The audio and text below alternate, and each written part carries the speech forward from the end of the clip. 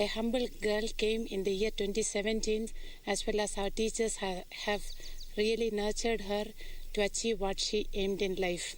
My teachers have really played a big role in my life. Marion, who was a head girl at the school, scored a C+ in the just released 2020 KCSE results. She now hopes that another Good Samaritan will see her through higher level of education.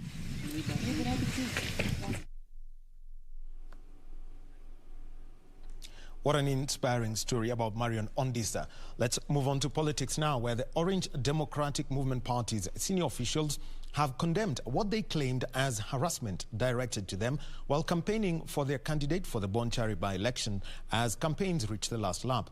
The officials, including Kisii Governor James Ongwae, Kisii Senator Professor Sam Ongeri, Janet Ongera, the Kisii woman representative, and the party's Secretary General Edwin Sifuna, alleged unfair treatment at the campaigns. The Bonchari parliamentary by-election is slated for the 18th of May and will see 13 candidates battle it out, among them from the ODM, Jubilee and UDA parties. Campaigns for the Bonchari parliamentary by-election conducted on low-key enter last lap as aspirants battle it out on Tuesday next week.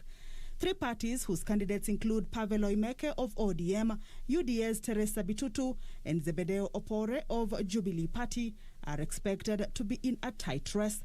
However, ODM party senior officials claim mistreatment. The complaints arising from an incident where riot police allegedly stormed Ongwae's official residence at 7:30 p.m. while he was having supper with the leaders and dispersed them.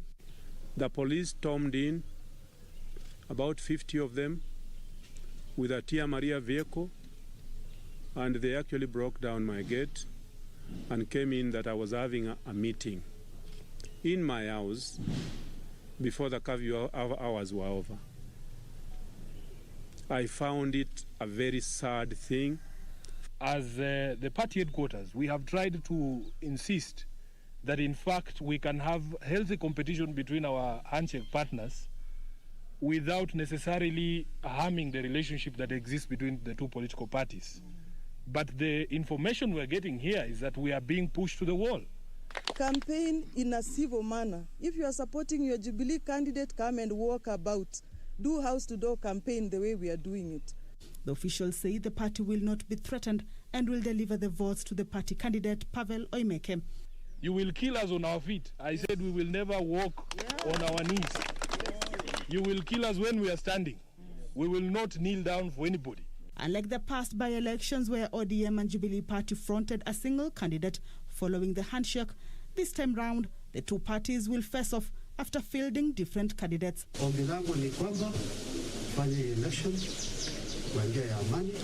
We have made a resolution that we will support Zebedeo John Opore as the handshake candidate in the Bonchari by-election slated 18 May 2021. ODM party candidate Pavel Oimeke has received support as a section of Bonchari elders endorsed him to represent Bonchari electorates. Kwa vile hako na rekodi njema katika maendeleo ya Bonchari kwa muda mrefu, tumeonelea anaweza kuwa kiongozi ambaye anaweza kutuongoza. The Bonchari parliamentary by-election attracted 13 candidates. In the meanwhile, Muguga residents have trooped to various polling stations for the nomination of the UDA candidate for the member of the county assembly seat, with 7 people showing interest. The exercise is scheduled to end at 4 p.m., where a tallying process will be done at Kamuguga Polytechnic later in the day.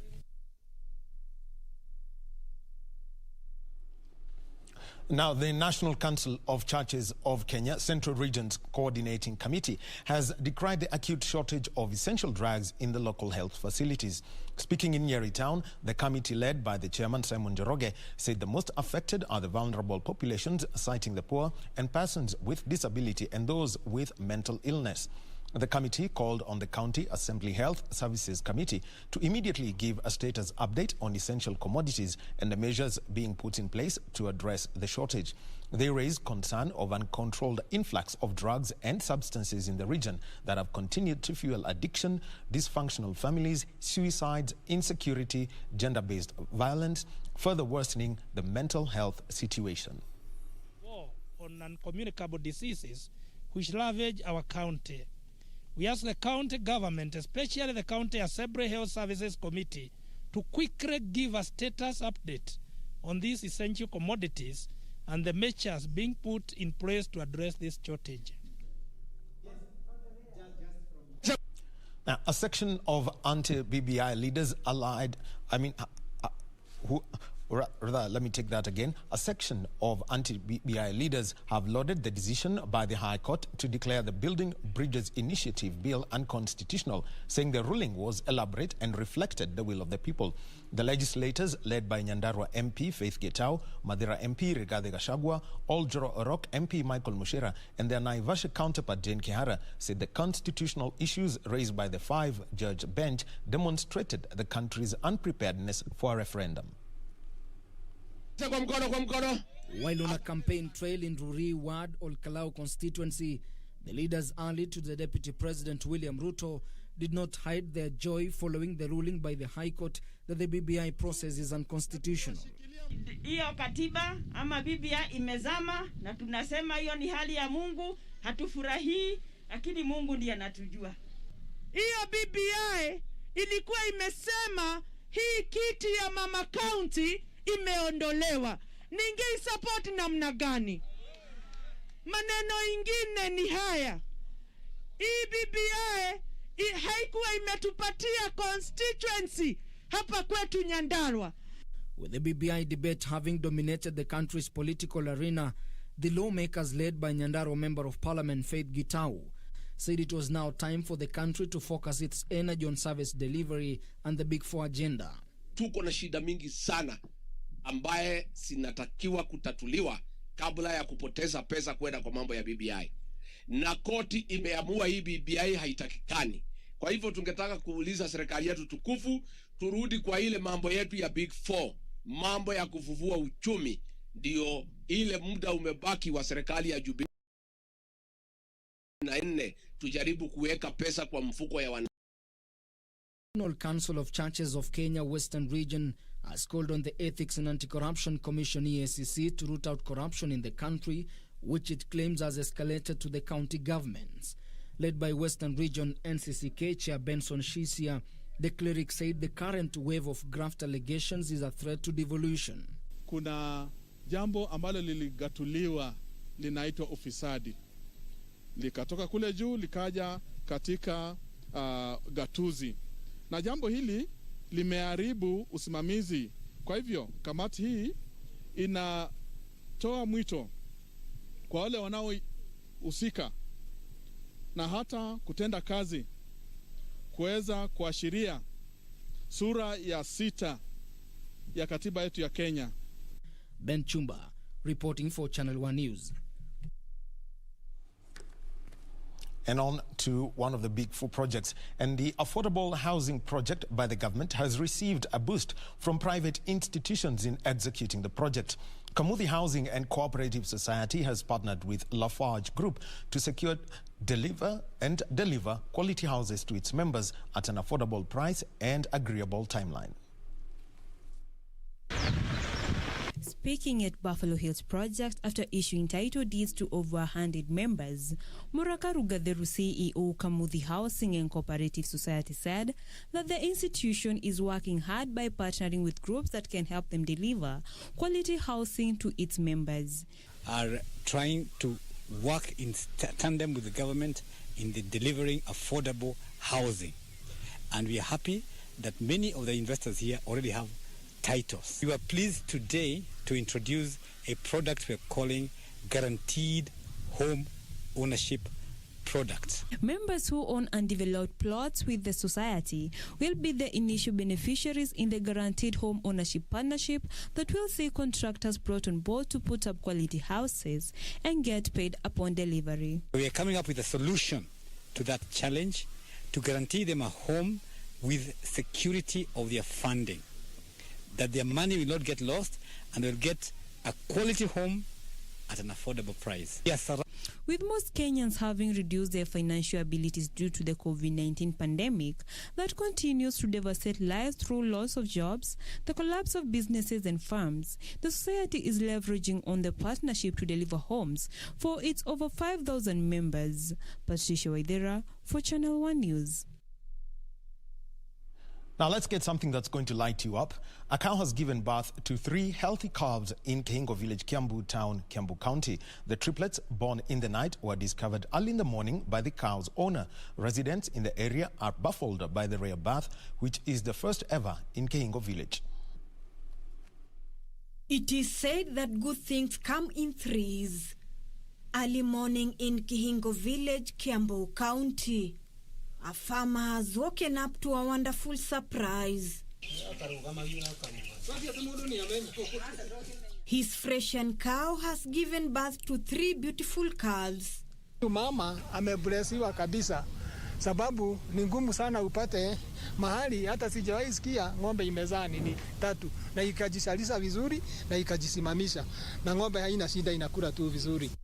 According to veterinary officer Freddy Karia, who artificially inseminated the cow. Sababu imebeba vizuri na huyu mama alikuwa ameilisha vizuri. Hata maziwa naona itateremusha. Neighbors Joseph Kiara and Mary Wanjuguna termed the rare birth as a blessing to the farmer. Bona siku ingine ng'ombe kupata ng'ombe 3, ng'ombe moja. Hiyo kama ni Fresian au ingine. Najua iko na majina mengi sana. Ndio hata mimi nijue bego ile alipatiwa. Although veterinary amesema hiyo bego ni alipatiana ile tu anapatiananga. Lakini sasa ni baraka zimekuja mara 3. Kehingo village is the first in Kiambu County to have a cow that has given birth to 3 healthy calves at once. Ruth Wamboi for Channel 1 News. Well, quite an interesting story that, and I was reading up on it, and you know, triplets are exponentially rare, but not unheard of in breeds like the Holstein Friesian. Just looking at the black and white skin of those calves, you can tell which breed they are, the famous Holstein Friesian. Let's go down to the coast, where a section of residents of Mbogolo area in Malindi Sub-County, Kilifi County, has held peaceful demonstrations protesting against a tycoon who was allegedly planning to evict them from their 70-acre parcel of land. They claim the tycoon hired surveyors and began placing beacons in the land without giving them notice. A section of residents in Mbogolo, Malindi Sub-County, are objecting planned evictions by a tycoon from a contested land. There are over 500 families claim generations have lived on the ancestral land harmoniously for over 100 years and have nowhere else to call home.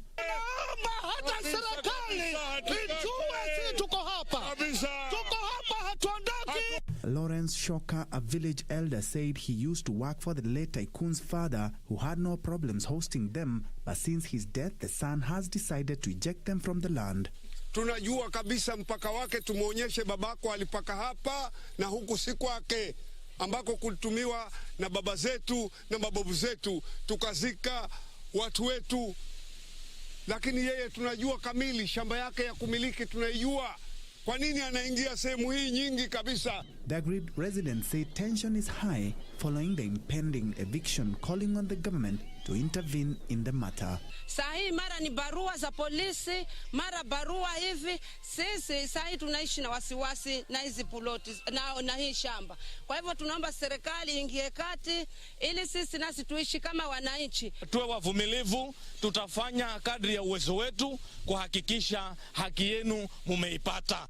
For Channel 1 News, I'm Ben Troinjue. On to our county news wrap, where over 300 integrated internally displaced persons in Naivasha are yet to be compensated or resettled by the government after 14 years. The IDPs, who are victims of the 2007-2008 post-election violence in Naivasha, are now calling on the government to put an end to their suffering. Over 300 integrated internally displaced persons in Naivasha say they have neither been compensated nor resettled by the government. They're calling upon the state to end their misery, saying they only received meager amount of money unlike their counterparts in other counties. However, the authenticity of their claim has been questioned by Nakuru County Commissioner Erastus Mbui, who says the government had resettled and compensated all victims from the 2007-2008 post-election violence. Will help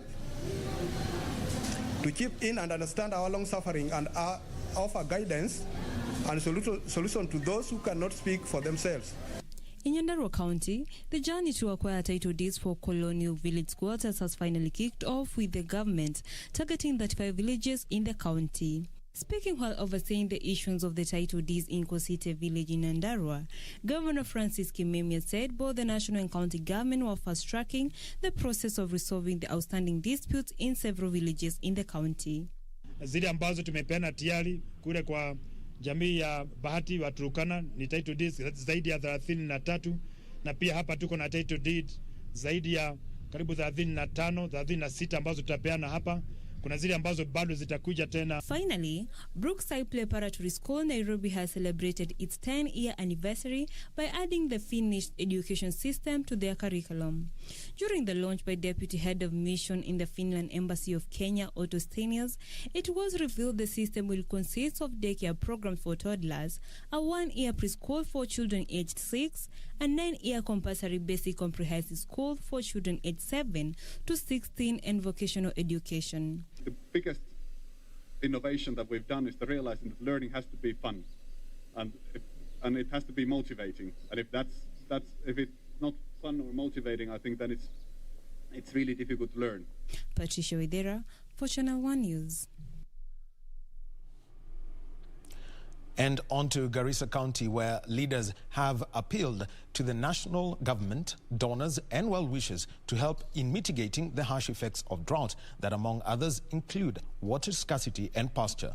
Garissa County Governor Ali Korane has said that low levels of rainfall experienced in the county have taken a toll on food and livestock production, with many animals dying due to drought. Baked and cracked earth. This is the visible situation in Garissa County.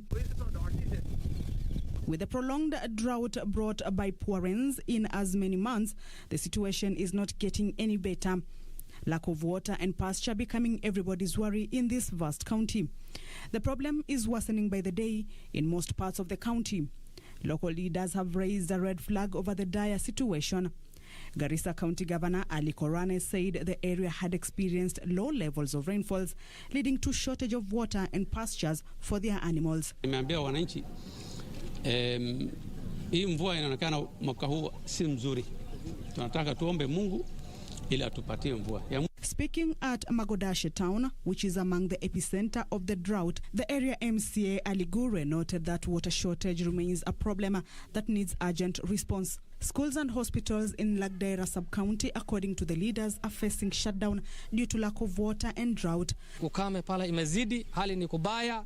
Kwa hivyo madhumuni yangu kubwa sana ya kutoa hii habari leo ni kuomba hata wafadhili wa kibinafsi wenye wataweza kutukodishia magari za water buses ama wenye kupeleka chakula ama usaidizi ya aina yoyote. Tungependa sana kupata usaidizi kutoka upande wowote. The leaders arguing that the recent border clashes between Garissa and Isiolo counties may have been fueled by lack of enough water and pastures for their animals. Tatizo la ukosefu wa amani, shida kubwa sana. Kuna tatizo ya ukosefu ya amani kati ya Lagdera na Isiolo South. Hata hiyo inazidi kuongeza shida kwenye ukame iliyoko pale.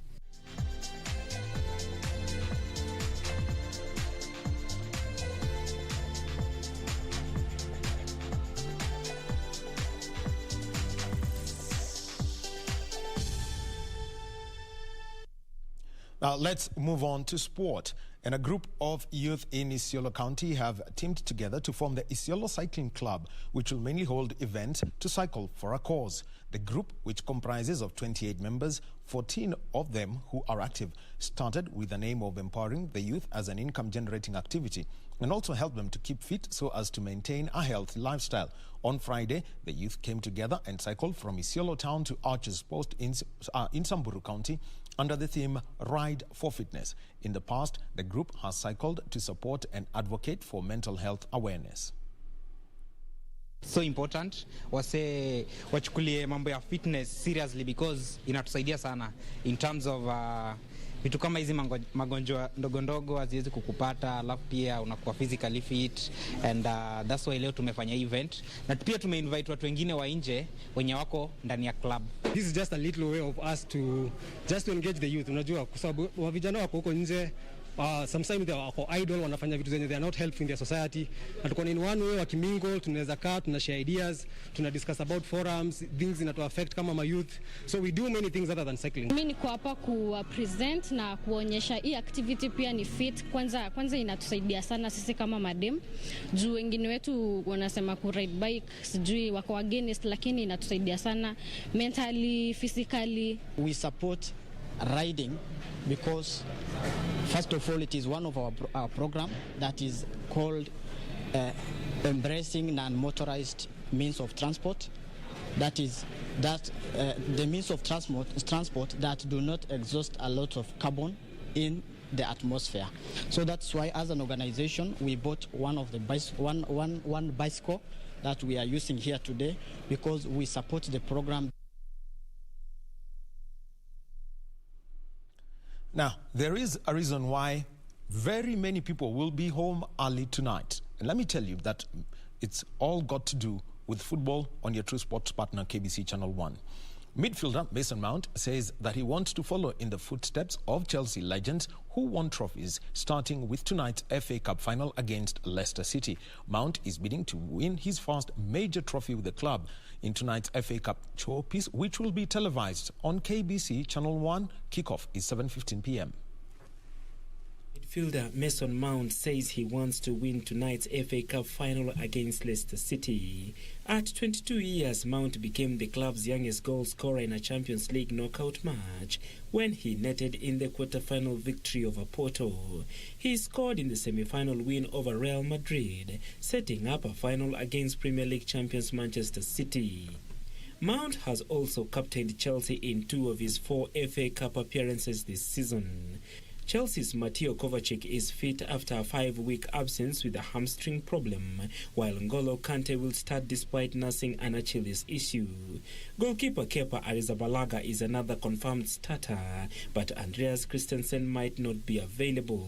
These are 2 finals, and we don't think about anything else than the 2 finals. It's a final for Cup and it's a final for top 4 for us. It's clear. We missed a chance against Arsenal to be decisive, to have a decisive advantage. So now we have to cope with it and first of all show the reaction in Wembley to have the upper hand on Tuesday again. Leicester will assess the fitness of defender Johnny Evans, who has missed 2 games because of a heel injury. Ricardo Pereira and James Maddison may not be risked from the start as they continue to strive for full fitness. To be able to lead Leicester City out in the first time in over 50-odd years in a final, it'll be a real privilege for me. And yeah, I'm so excited, looking forward to it. And these weeks, you've always got to stay calm.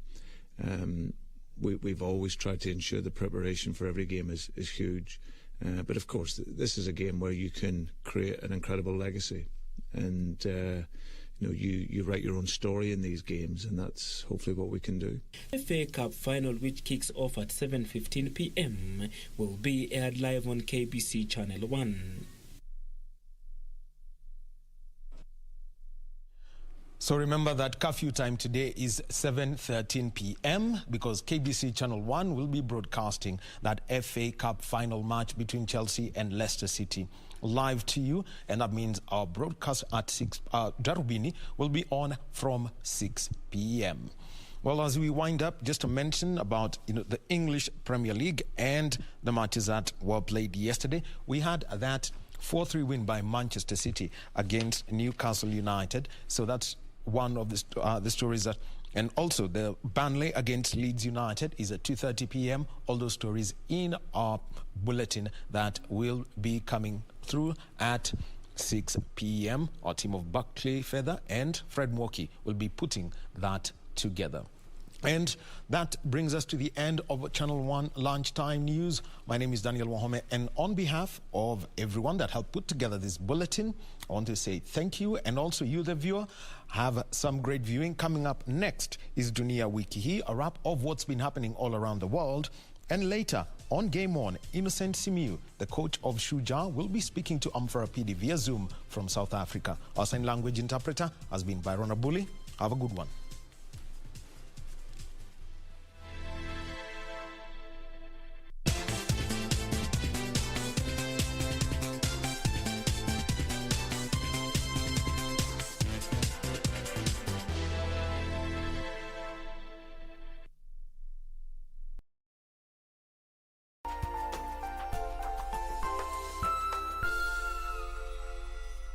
Je, umeomoka? Kama hujaomoka kwenye QuickBin ndio mambo yote. Hapa tuko na fridge, kodi yake ni CM.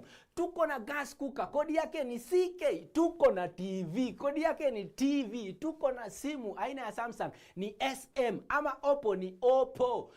My friend, mahali popote unanitizama, eka hizo kodi zake kisha utume kwa 4032353. 4032353, alafu utakuwa unaomoka na hizi bidhaa. Kumbuka, kwenye QuickBin ni bidhaa bora zaidi kwa bei ya chini kwa chini. Banki imeconfirm pesa zimeingia. Congratulations Sam, gari ni lako sasa. Shukran.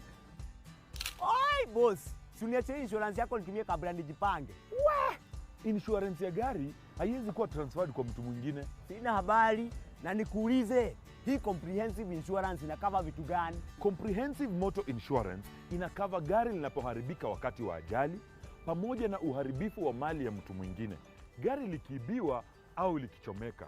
Pia inakava passenger wa gari lako na passenger wa lile gari lingine kunapotokea ajali. Kwani umenisahau mimi kama driver? Dereva hakui covered na comprehensive insurance, ila anajitafutia personal accident cover. Umenichanua. Rose, hata nishughulikie hiyo insurance, nitakujia gari kesho. Okay, sawa. Yeah. Ujumbe huu umeletwa kwako na IRA. IRA, bima bora kwa taifa.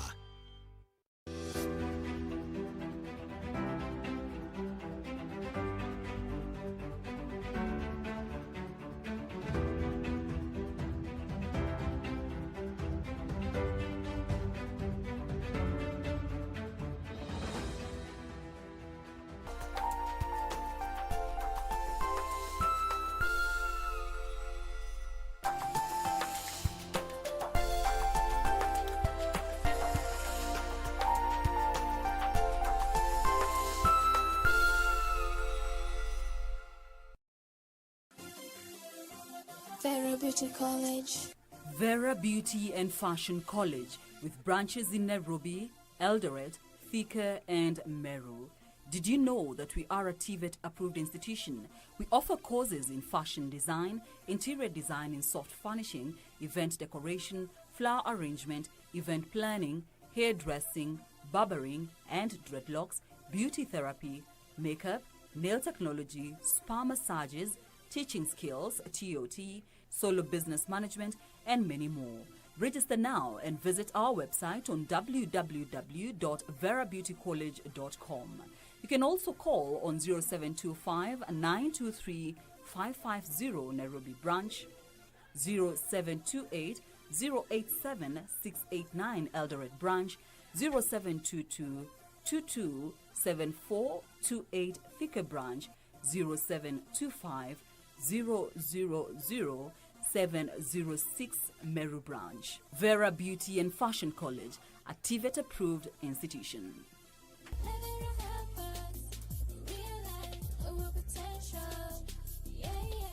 Je, umeomoka? Kama hujaomoka kwenye QuickBin ndio mambo yote. Hapa tuko na fridge, kodi yake ni CM.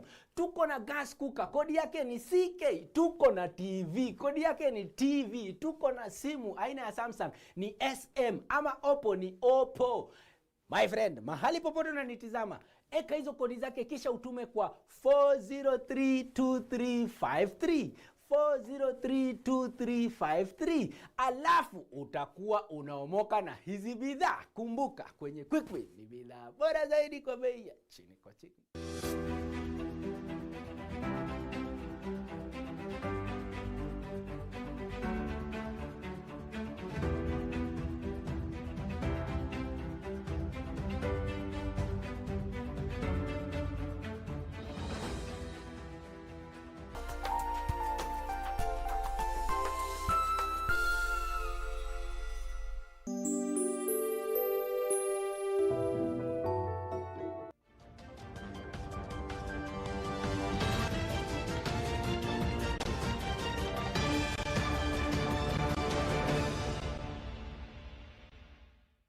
Naam, so Dr. mtazamaji, hujambo, ni siku nyingine tena tunakutana katika makala ya Dunia wiki hii.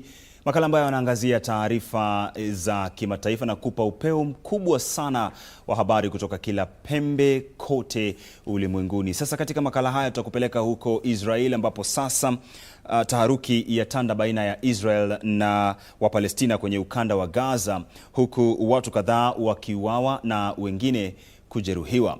Tutakujuza taarifa kuhusiana na nchi mbalimbali ambazo sasa zaendelea pia kutoa chanjo dhidi ya COVID-19, huku shirika la WHO likiidhinisha chanjo ya kampuni ya Kichina ya Sinopharm kwa matumizi ya dharura. Pamoja na taarifa hiyo, nchi pia zaendelea kutekeleza juhudi za kudhibiti janga la COVID-19, huku baadhi zikilegeza vikwazo kufuatia kupungua kwa visa vya maambukizi. Ni taarifa japo kiduchu tu ambazo nimekuandalia mchana huu. Basi natoa mwaliko wa mapema twende sawa kadi tamati. Karibu sasa mtazamaji, ni kupashe taarifa hizo na taarifa nyingine kwa kina kutoka kila pembe kote ulimwenguni kwa ushirikiano wa shirika la utangazaji nchini KBC na shirika la Xinhua. Mimi ni Isaac Lemoka. Moja kwa moja tuanze na taarifa yetu kuu ambapo yamkini wa Palestina 29 huko Gaza na wanawake 3 nchini Israel wameuawa kufuatia makabiliano na maafisa wa polisi wa Israel karibu na lango la Damascus kwenye jiji la kale la kitongoji cha Palestina cha Sheikh Jarrah huko Jerusalem Mashariki, kwa mujibu wa taarifa ya shirika la Red Crescent. Kwenye taarifa, maafisa wa polisi walisema kuwa waliwafurusha waumini wa Kiyahudi kutoka kwenye eneo moja takatifu la Wayahudi huko Jerusalem Mashariki baada ya Wapalestina kurusha fataki kwenye eneo hilo. Makabiliano yalizuka upya kwenye uwanja wa msikiti wa Al-Aqsa baada ya maombi ya asubuhi mapema Jumapili ambapo Wapalestina kadhaa walijeruhiwa. Makabiliano hayo yalichochewa na tishio la kuwafurusha Wapalestina kadhaa kutoka kwa makazi yao huko Sheikh Jarrah na vikwazo vya Israel wakati wa mwezi mtukufu wa Kiislamu wa Ramadhan. Makombora 7 yalifyatuliwa kutoka Gaza katika eneo la Jerusalem baada ya kumalizika kwa makataa ya kundi la Hamas linalotawala huko Gaza kwa Israel kuondoa vikosi vyake kutoka uwanja wa msikiti wa Al-Aqsa. Israel iliteka ukingo wa magharibi ya mto Jordan, Jerusalem Mashariki na ukanda wa Gaza kufuatia vita vya eneo la Mashariki ya Kati mwaka 1967. Iliunganisha Israel Mashariki muda mfupi baada ya vita hivyo, ikidai kwamba ni sehemu ya jiji kuu la Israel.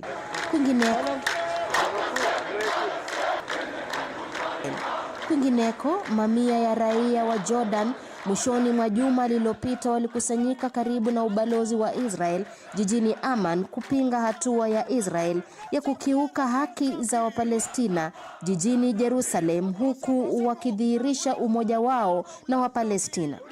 Mfalme Abdullah wa pili wa Jordan alishtumu vitendo vya Israel kwenye msikiti wa Al-Aqsa na kuhimiza Israel kukomesha uchokozi unaokiuka sheria za kimataifa na haki za kibinadamu.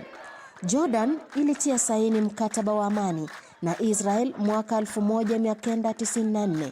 Wakati huo Rais Recep Tayyip Erdogan wa Uturuki pia alishtumu vitendo hivyo vya Israel.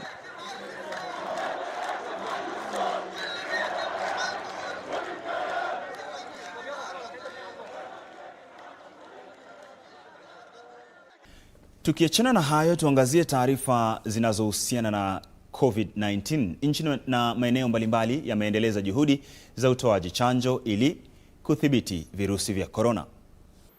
WHO gave emergency use listing to Sinopharm Beijing's COVID-19 vaccine.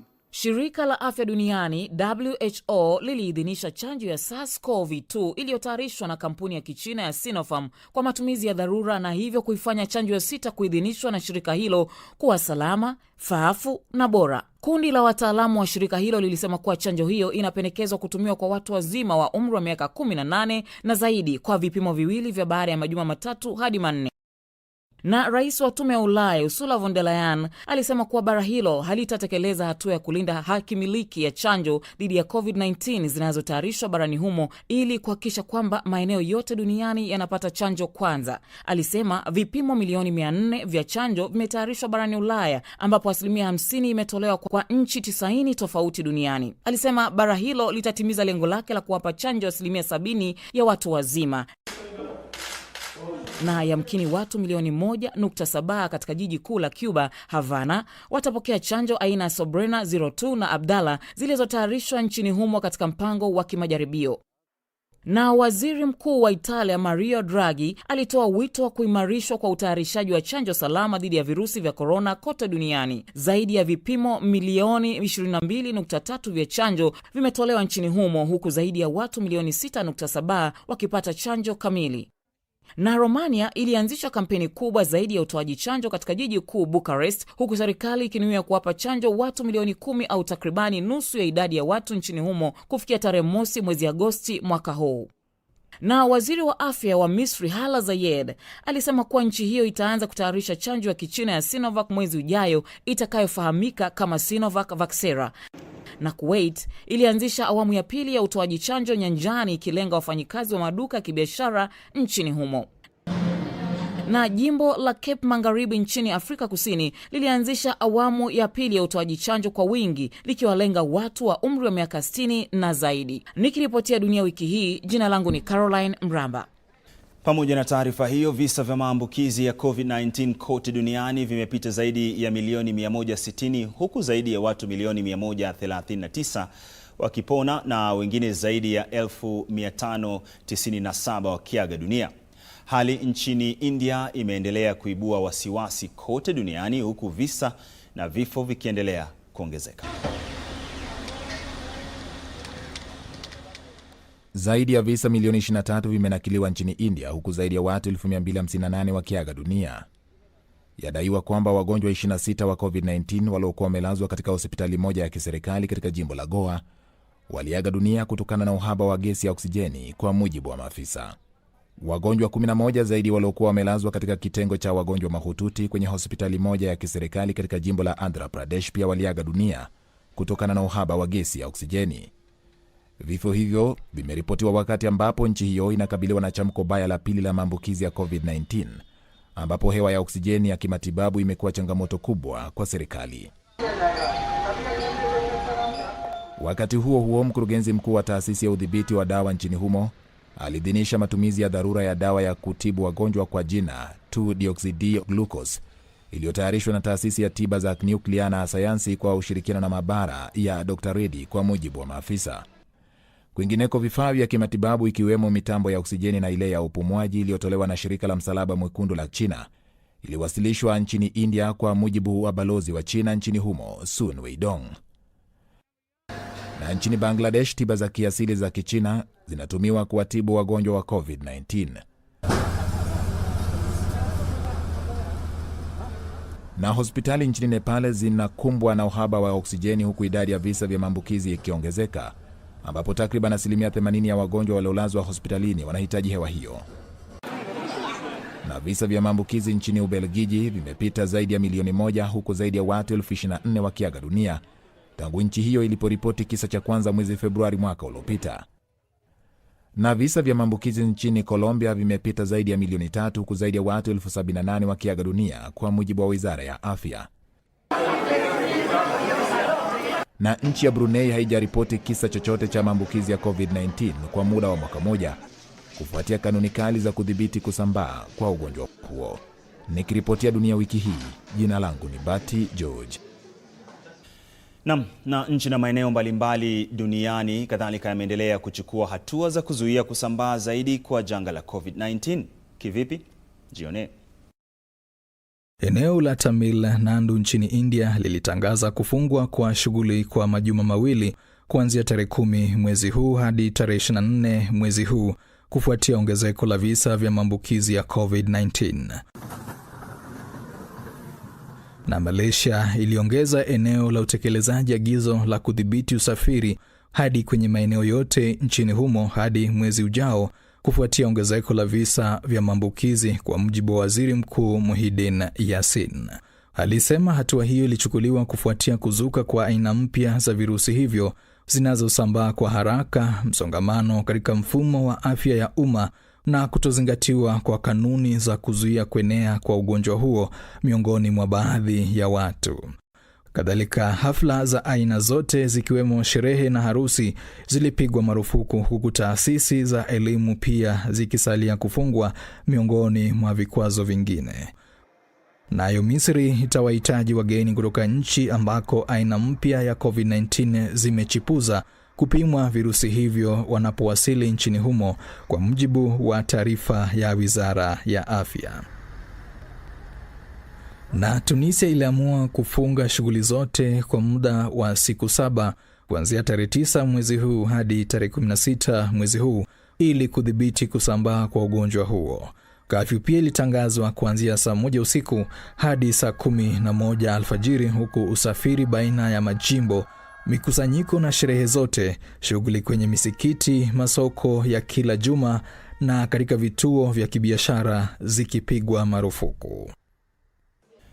Baadhi ya nchi na maeneo yameendelea kulegeza vikwazo vya kudhibiti kusambaa kwa ugonjwa wa COVID-19, ila kwa tahadhari kufuatia kupungua kwa visa vya maambukizi. Tupate taarifa hiyo kikamilifu. And whatever you decide, I must ask you to continue to follow social distancing. Waziri Mkuu wa Uingereza Boris Johnson alithibitisha kwamba vikwazo vya kuzuia kusambaa kwa virusi vya korona nchini humo vitalegezwa zaidi kuanzia wiki ijayo, ambapo baa na mikahawa nchini humo itaruhusiwa kuwahudumia wateja wakiwa ndani. Maeneo ya burudani zikiwemo kumbi za filamu, makavazi, majumba ya mikutano, viwanja vya michezo na maeneo ya watoto kuchezea yatafunguliwa pia. Transform connectivity by rail and bus and to extend 5G mobile coverage. Wakati huo Malkia Elizabeth wa pili alitangaza kwamba serikali ya nchi hiyo itaimarisha juhudi za kuhakikisha ufufuzi wa uchumi baada ya janga la COVID-19 kwa kubuni nafasi zaidi za ajira, kusaidia biashara na kuleta ukuaji wa kiuchumi.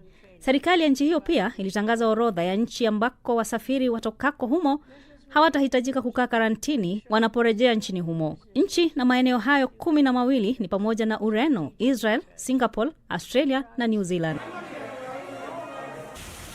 Na Ireland pia ililegeza vikwazo vya kuzuia kusambaa kwa ugonjwa huo.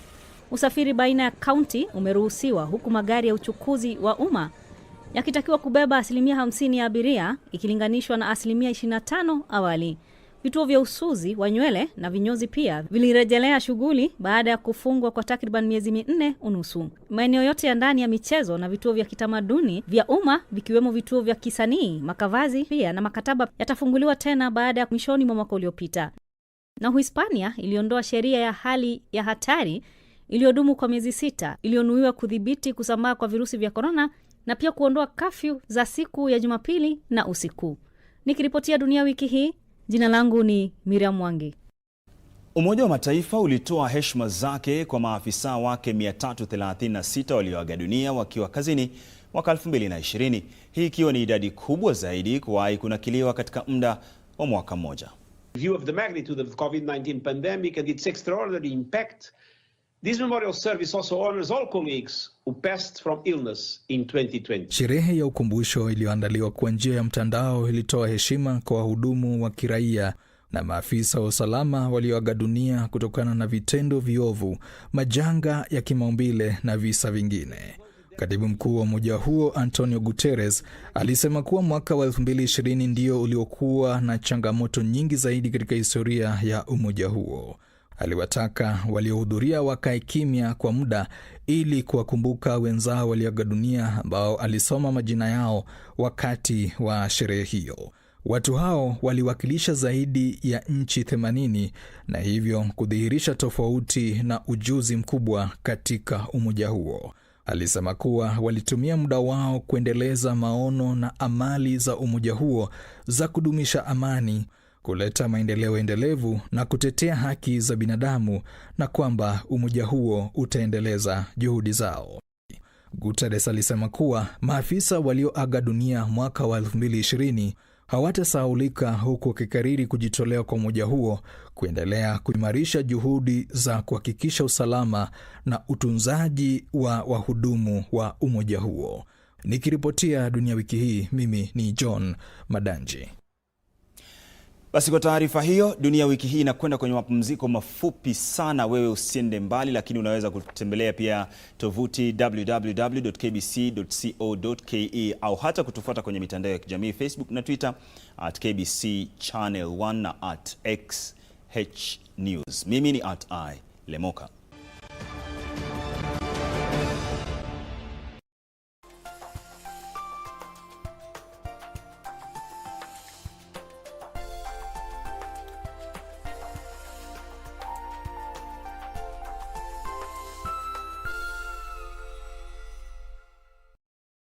Je, umeomoka? Kama hujaomoka kwenye QuickBin ndio mambo yote. Hapa tuko na fridge, kodi yake ni CM. Tuko na gas cooker, kodi yake ni CK. Tuko na TV, kodi yake ni TV. Tuko na simu aina ya Samsung ni SM, ama Oppo ni Oppo. My friend, mahali popote unanitizama, eka hizo kodi zake kisha utume kwa 4032353. 4032353, alafu utakuwa unaomoka na hizi bidhaa. Kumbuka, kwenye QuickBin ni bidhaa bora zaidi kwa bei ya chini kwa chini. If drama is what you need, then get ready to be intrigued by our spellbinding dramatic serving. I'm smelling danger. Our stories are driven by passion, ambition, and the thirst for power. I want you to see me bring down every single person in your small circle. Fueled by excitement and uncapped emotion. You're making me blush. Because we are full of drama and so much more. Experience the drama, the passion, and gripping reality. Respect. On Maisha Magic Plus, full of drama.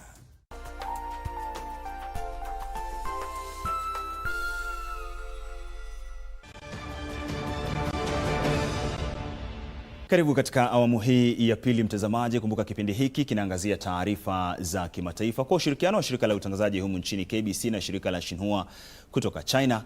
Unapokea taarifa hizi. Karibu tena. Na Waislamu kote duniani wamesherehekea siku ya Idul Fitri juma hili baada ya kukamilika kwa mfungo wa mwezi mtukufu wa Ramadhan.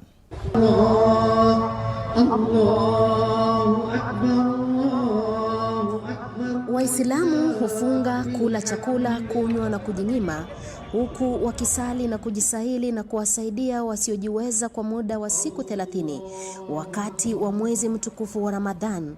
Sherehe za Eid al-Fitr huandaliwa na Waislamu kote duniani wanapokamilisha mfungo huo wa mwezi mzima unaoanza wakati wa mawio hadi machweo. Huu utakuwa mwaka wa pili kwa sherehe za Eid kufanywa chini ya sheria za kudhibiti msambao wa ugonjwa wa COVID-19. Hii inamaanisha kwamba mikusanyiko ya pamoja itadhibitiwa, huku waumini wakihitajika kudumisha kanuni mbalimbali zikiwemo kunawa mikono kwa maji na sabuni, kuvalia barakoa na kutokaribiana.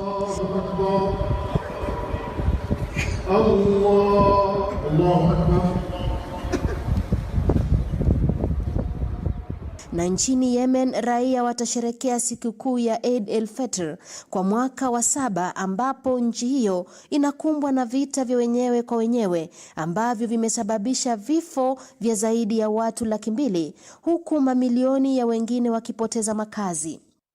Kutokana na vita na changamoto za kifedha, raia wa nchi hiyo wanakabiliwa na hali ngumu wakati huu wa Eid el-Fitr, ambayo ni mojawapo wa sherehe muhimu zaidi ya mwaka kwa Waislamu kote duniani, huku wakikosa hata pesa za kununua vyakula. Umoja wa Mataifa umesema kuwa nchi hiyo inakumbwa na mzozo mbaya zaidi wa kibinadamu duniani, ambapo zaidi ya 2/3 ya raia wanahitaji msaada wa kibinadamu. Mjumbe mmoja wa Kichina alizihimiza pande zote husika kugeuza nia njema ya kisiasa kuwa vitendo, huku mashauriano ya kutaka Marekani na Iran kurejelea kutii mkataba wa kihistoria wa kinyuklia wa Iran wa mwaka 2015 yakiingia kwenye juma la 5 jijini Vienna huko Austria. Wang Gun, ambaye ni mjumbe wa China kwenye Umoja wa Mataifa na mashirika mengine ya kimataifa jijini Vienna, alisema hayo baada ya kuhudhuria mkutano wa tume ya pamoja kuhusu mkataba huo wa kinyuklia. Alihimiza pande zote husika kuangazia na kuafikiana na kukoma kushtumiana na kuendeleza kwa pamoja mchakato wa mashauriano. Alisema kuwa baada ya majuma 4 ya awali ya mashauriano ya kina, masuala ya maafikiano na sitofahamu zilibainika wazi. Mkutano huo uliongozwa na Enrique Mora, ambaye ni naibu katibu mkuu na mkurugenzi wa kisiasa wa huduma za nje za bara Ulaya, na kuhudhuriwa na wawakilishi kutoka China, Ufaransa, Ujerumani, Urusi, Uingereza na Iran. Mjumbe huyo pia alisema kuwa China inaunga mkono muungano wa Ulaya kama mshirikishi wa mashauriano hayo. Serikali ya Marekani chini ya aliyekuwa Rais Donald Trump ilijiondoa kwenye mkataba huo mwezi Mei mwaka 2018 kuiwekea Iran vikwazo. Na katika kujibu hatua hizo za Marekani, Iran ilikoma taratibu kutekeleza baadhi ya vifungu vya mkataba huo kuanzia mwezi Mei mwaka 2019. Tume ya pamoja kuhusu mkataba huo ilianza kukutana mwezi Aprili jijini Vienna kuendelea na mashauriano ya awali kwa lengo la kuhakikisha Marekani inarejea kwenye mkataba huo na jinsi ya kuhakikisha utekelezaji kamili wa mkataba huo. Nikiripotia Dunia Wiki hii, jina langu ni Mira Mwangi. Na turejea barani Afrika. Rais wa Jamhuri ya Kidemokrasia ya Kongo DRC Felix Tshisekedi, aliyepia mwenyekiti wa Muungano wa Afrika, aliwasilisha mpango mpya kuhusiana na swala la bwawa kubwa la Ethiopia. Mpango huo ulitangazwa na Tshisekedi aliposhauriana na mwenyekiti wa Baraza Kuu nchini Sudan Abdel Fattah al-Burhan katika jiji kuu la nchi hiyo Khartoum. Waziri wa mashauri ya nchi za kigeni wa Sudan Mariam al-Sadiq al-Mahdi alisema kuwa maafisa wanadurusu mpango huo. Alisema kwamba Sudan inatambua haki za Ethiopia za kujiendeleza, kunufaika kutokana na maji ya mto Blue Nile na kuimarisha rasilimali zake bila kukiuka haki za nchi nyingine, hasa Sudan na Misri. Alisema kuwa iwapo pande husika zinataka kunufaika kutokana na mradi wa bwawa hilo, ni sharti kuwe na mkataba unaojukumisha pande hizo kisheria. Tshisekedi alikuwa kwenye ziara rasmi ya siku moja nchini Sudan. Kuanzia tarehe 3 hadi 5 mwezi Aprili, ikiwa mwenyekiti wa mzunguko wa Muungano wa Afrika, Jamhuri ya Kidemokrasia ya Kongo iliandaa mashauriano ya hivi punde kuhusiana na bwawa hilo, ambapo nchi za Sudan, Misri na Ethiopia zilishiriki. Sudan ilipendekeza upatanishi wa pande za Umoja wa Mataifa, Muungano wa Ulaya, Marekani na Muungano wa Afrika. Hata hivyo, Ethiopia ilipinga mfumo huo. Mnamo mwezi Februari, Ethiopia ilisema itatekeleza awamu ya pili ya shughuli ya kujaza cubic mita bilioni 13.5 za maji kwenye bwawa hilo mwezi Juni. Mwaka uliopita iliweka cubic mita bilioni 4.9 za maji kwenye bwawa hilo.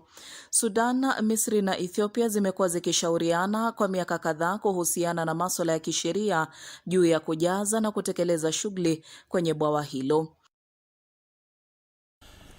Zaidi ya watu 50 waliaga dunia huku wengine zaidi ya 100 wakijeruhiwa kwenye milipuko mitatu iliyotokea nje ya shule moja ya upili ya wasichana jijini Kabul, Afghanistan, kwa mujibu wa maafisa wa polisi nchini humo.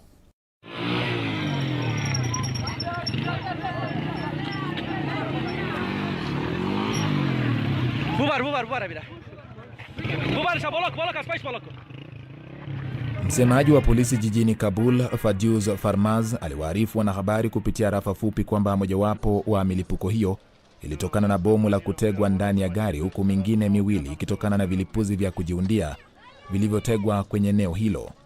Kisa hicho kilitokea mbele ya shule ya upili ya Sayed ul Shuhada mjini Etifak. Shambulizi hilo lilijiri wakati wanafunzi walikuwa wanaondoka kwenye jengo hilo. Waathiriwa wengi walikuwa wanafunzi, ingawa wapita njia pia waliathirika. Hakuna kundi lolote lililodai mara moja kuhusika kwenye shambulizi hilo, huku kundi la wanamgambo la Taliban likikanusha kuhusika na kulishtumu lile la Islamic State kuhusiana na shambulizi hilo. Rais Mohamed Ashraf Ghani alishtumu vikali shambulizi hilo na kuwatakia majeruhi nafuu ya haraka. Katika miaka ya awali, jiji hilo la Kabul lililo na takriban wakazi milioni 5 limekumbwa na mashambulizi kadhaa ya kigaidi yanayotekelezwa na wapiganaji wa kundi la Taliban na wanamgambo wa kundi la Islamic State.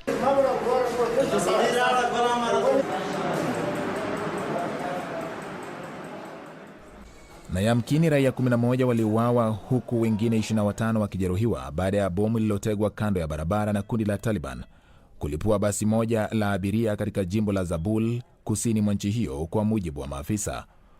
Watu 43 walikuwa ndani ya basi hilo mlipuko huo ulipotokea. Nikiripotia Dunia Wiki Hii, jina langu ni Bati George. Naam, kwa taarifa hiyo nafika mwisho wa kipindi Dunia Wiki Hii. Shukrani sana kwa utazamaji wako. Asante sana pia kwa muda wako. Tufanye vivi hivi tena juma lijalo, muda na wasaa kama wa leo. Kwa niaba ya wote walioshiriki katika kufanikisha kipindi Dunia Wiki Hii, kwa niaba ya shirika la utangazaji humu nchini KBC na shirika la Xinhua kutoka China, mimi ni Isaac Lemoka.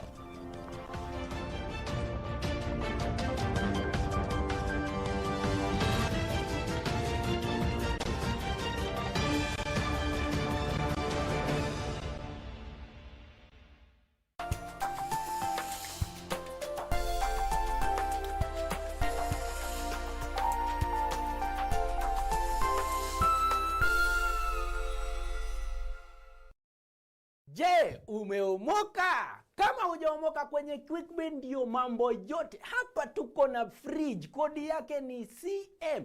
Tuko na gas cooker, kodi yake ni CK. Tuko na TV, kodi yake ni TV. Tuko na simu aina ya Samsung ni SM, ama Oppo ni Oppo. My friend, mahali popote unanitizama, eka hizo kodi zake kisha utume kwa 4032353. 4032353, alafu utakuwa unaomoka na hizi bidhaa. Kumbuka, kwenye QuickBin ni bidhaa bora zaidi kwa bei ya chini kwa chini. On the next episode of Little Daddy. You've never been over to a classmate's home or a girlfriend's home for dinner? Not even once. Impossible. Haven't you ever dated a girl before? What are you doing? What are you doing? Get back to work. You, upstairs. Hear me? Go upstairs. Do I eat it or apply it? Are you crazy? Eat it. Oh. I'm responsible for all expenses.